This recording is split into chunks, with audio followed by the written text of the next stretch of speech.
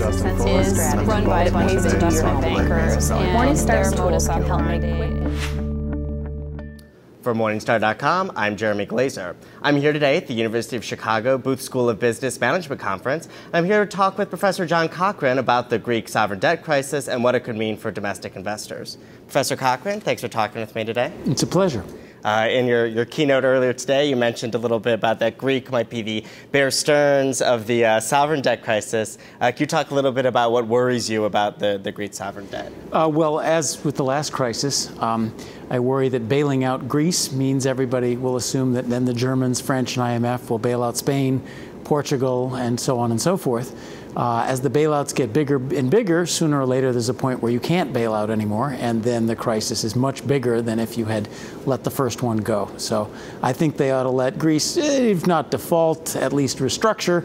That would be much healthier for the euro. That would be much healthier to get us out of this bailout mentality. Will there be an impact on the euro if Greece were to default? I've talked to a lot of people about this, and opinions differ. In my view, over the long run, this is absolutely necessary to save the euro. So over the long run, moving the euro to a system where individual countries can default is the only way to keep it from turning into inflation. In the short run, there'll be some chaos, and so the euro could go up or downwards depending on what traders do about the short run. Is there any way that Greece could exit the euro, the eurozone could force Greece or some of the other weaker members out? I mean, there are ways in which it could do it, but it's so impractical and that I don't think it would help. In addition, exiting the euro would be the same thing as defaulting, because Greek debt says, I will pay you 100 euros. Well, if they say, no, we're going to pay you 100 drachmas, that is a default. So leaving the euro wouldn't do them much good right now. You mentioned inflation as being one of the potential consequences. Is that something that we could see spill over into the United States? Yes, because we're facing our own looming sovereign debt crisis. California looks a lot like Greece. Illinois looks a lot like Portugal. I think no matter what they say, our federal government will be surely tempted to bail those out rather than let them actually default. Our own deficits are already characterized by the administration as unsustainable. So sooner or later, the U.S. can run out of its ability to borrow money, and then we're in a horrible mess.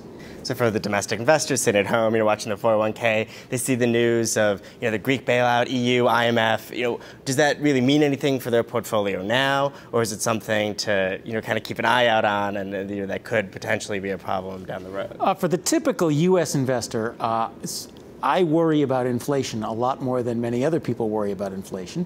Now, you don't have to take a big bet, but you can protect yourself. So for a typical U.S. investor, if you buy 30-year government bonds, you're taking a big bet that there will be no inflation.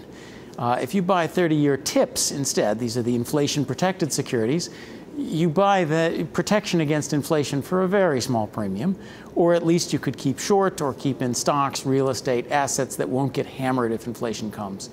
If inflation comes, it will be a surprise to the Fed. It will be very much like the 1970s. You'll see inflation coming while there is still a stagnant economy. The Fed will say, we don't know what's happening, our models are going wrong. That's the event to worry about. This isn't a forecast. This is a let's protect the downside, but that's the downside that you should worry about. A lot of investors have poured money into commodity ETFs and into buying gold bars. Is that a way to protect you against inflation? Well, they have. Their hearts are in the right place. But there are more efficient and less risky ways to protect yourself against inflation. Gold, you're taking a big bet on one commodity relative to all sorts of other things. And gold is just a thing. It doesn't generate any interest or dividends. So just staying out of long-term government bonds, staying into either short-term bonds, because those interest rates will rise when inflation rises, or better yet, staying in Treasury, the inflation-protected securities, real assets that actually have some value, I think is a safer and more conservative way to hedge yourself against inflation, until you're at the point where you're stocking up on canned foods and rifles and gold bars. If you're that kind of investor, well, good luck to you, and I don't have much advice to offer. Professor Cochrane, thank you for taking the time today. Thank you. It was a pleasure.